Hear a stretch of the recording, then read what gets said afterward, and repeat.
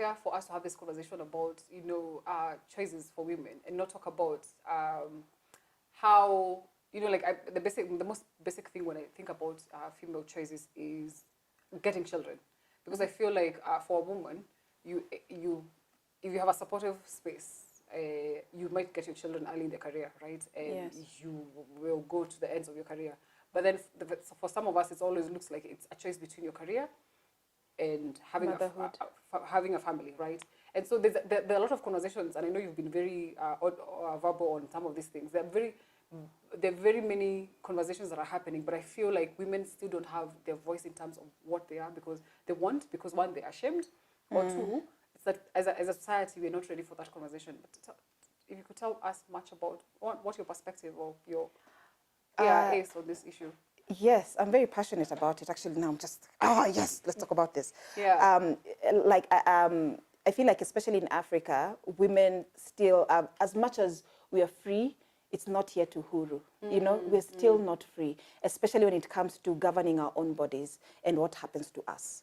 Now, before women would just take care of kids, but then now women are in careers, they're in high-powered positions. I mean, they're becoming presidents, who knew? Yeah. So now there's this problem of deciding what happens in terms of, do I want children? How many do I want? When do I want them? Do I want to get married? Yes. There are women who, they want kids, but they don't want marriage. And true. Just having, again, culture and religion is really bringing us down. So for example, you're in school and you got pregnant for whatever reason, you got pregnant. Whether you're using contraceptives or not, that's not the point here, but you got pregnant.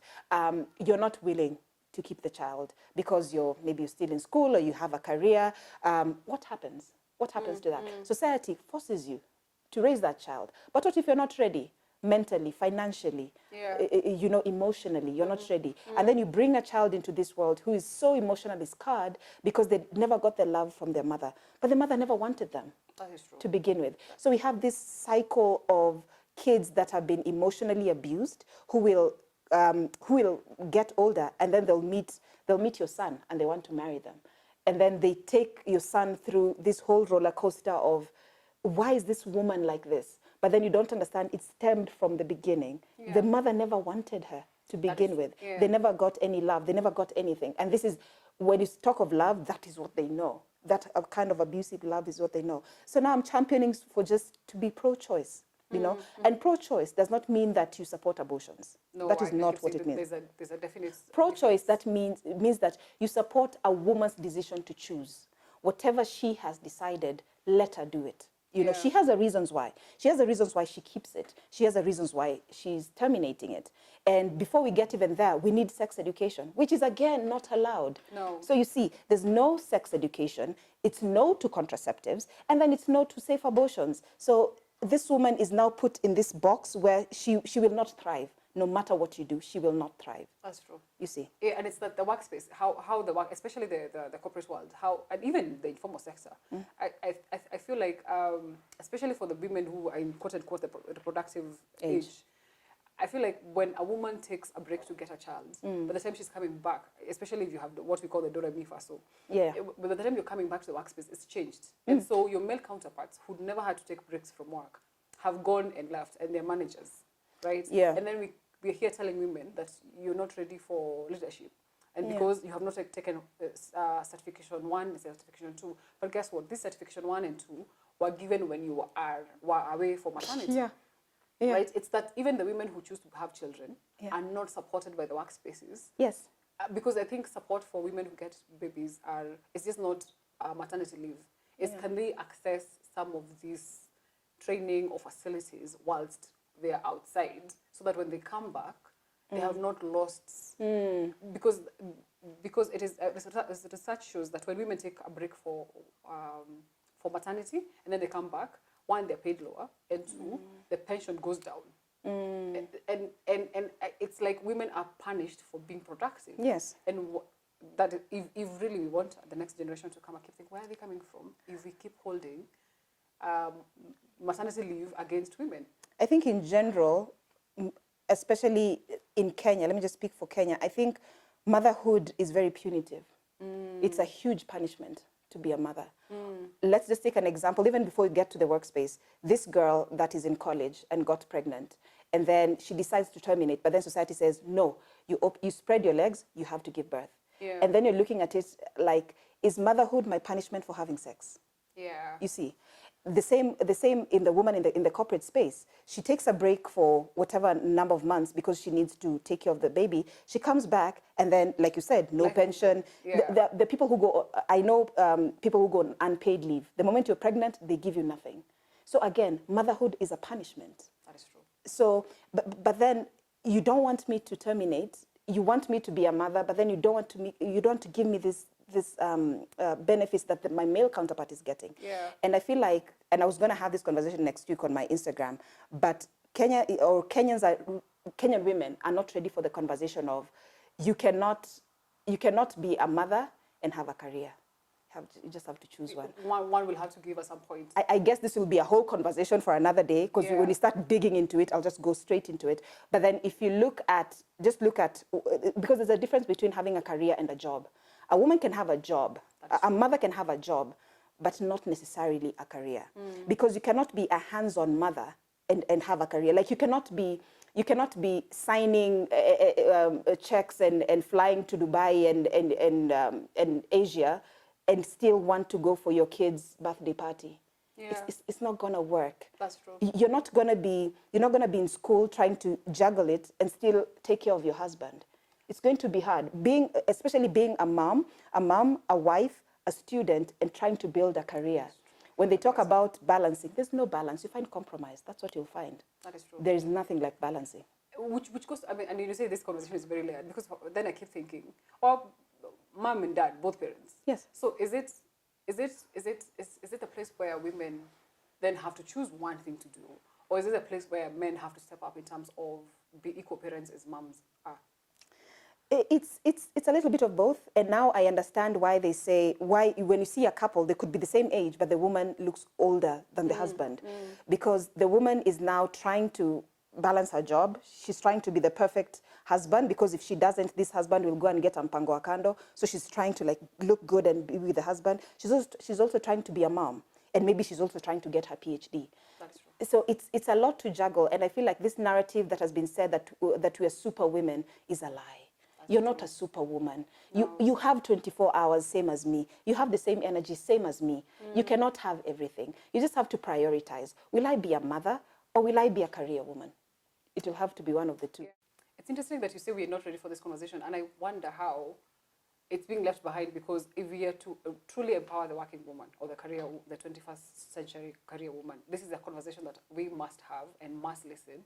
And beyond the social norms or expectations where you get to a certain age, you're expected to get married and get kids, I think we need to start listening to the alternative voices so that we're not living disgruntled lives for the rest of our lives. And I would love to hear in terms of the expanse of the choices. I mean, because I feel like even with saying I will get married late or I'll get kids later, you still censured. You know, it's almost like people are still following to see how far are you with your reproductive health thermometer, you know? Yeah. Yeah. The uterus is very political for some reason. I don't know why. Actually, today somebody gave me a T-shirt written, leave my uterus out of it.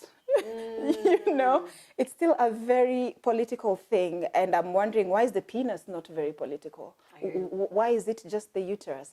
Last year, at 33, I made the bold decision to tie my tubes. And I don't have any kids. And I decided to tie them.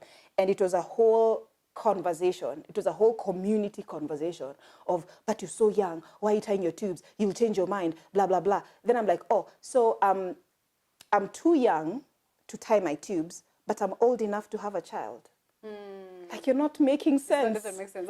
You're not making sense. I mean, I'm responsible enough to know I don't want children because I cannot take care of them.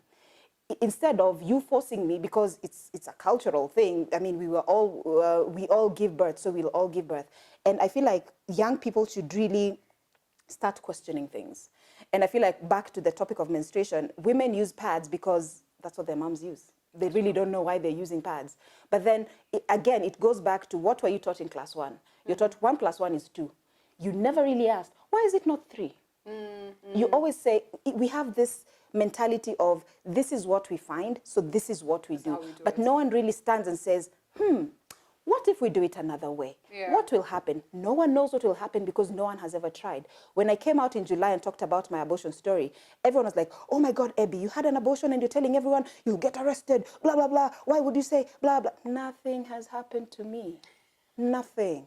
Nothing has happened to me. And actually, my own termination informed my decision for tying my tubes. I had already planned on the BTL. It's just that when I got pregnant unplanned, it kind of just pushed. The thing was like at the bottom of my list, and all of a sudden, it's number one on my list. I'm like, I need to tie these tubes now because I never want to go through another termination again. Yeah. But then again, oh, you had an abortion, oh, you tied your tubes, oh, blah, blah, blah. You're a bad example. I'm like, I'm doing these things for myself. This is my choice. Yes, and this is what people need to understand. I am pro-choice. It means I respect your decision as Nyambura. If you decide I will have kids, I respect that decision. If you decide I will not have kids or I will only have one child, it's not up to me to say, so kuna kasichana kamoja, unaleta mvulana lini? It's not my position. Yeah. You know why you have one child. Maybe it's by choice. Yes. Maybe it's by choice, or maybe your body it's cannot just handle another extra child. It's many things. Exactly, Yeah. exactly. So people should really stop telling people, when are you having kids? Why are you tying your tubes? Why are you having an abortion? Leave my uterus out of it. That is true. Period. That is true. Yeah, and it's you know the complexity of this conversation is that whilst women like you, when we'll walk to a space and you talk about yourself in very bold ways, most women are still held back by social norms. Yes. You know, and it's like now for you, you are the black sheep, the black sheep of the women community. And The poster child for abortions. of abortions and choices. And so it's that when we'll have you as an advocate, we will have an equal backlash for even suggesting that if we are holding women to getting more babies, then we should be able as a society to provide for the same babies. Yes. And I think that as a serious double standard. I was just saying it, sorry to interrupt you, but I was just saying it on Facebook the other day. Kenyans should learn the difference between pro-choice, pro-life, and pro-birth. Most Kenyans are pro-birth. They are not pro-choice. They're not pro-life, as they think. So for me, I'm pro-choice, meaning I respect your decision. Whatever it is that you've decided, it's up to you. It's your uterus. You've decided, you see. A pro-life person is who takes care, is concerned about that child's well-being when that fetus is born, because when still in the term is still a fetus. Yes. But then when they're born, atakulaji, atalala wapi, what will happen to this child? When I terminated, my dad was very upset because it was like, we'd had this discussion a year before I even got pregnant, because I was telling him I want to tie my tubes, and I was like, pata tu kamoja mlete mintalea.